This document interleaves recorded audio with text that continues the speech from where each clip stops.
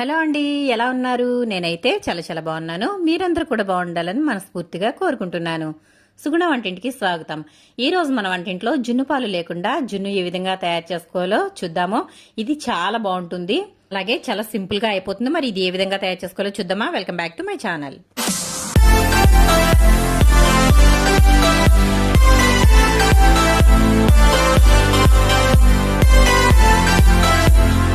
ముందుగా నేనైతే ఇక్కడ ఒక మిక్సింగ్ బౌల్ అయితే తీసేసుకున్నాను. ఆ తర్వాత మనకి ముఖ్యంగా కావాల్సినవి ఎగ్స్ అండి.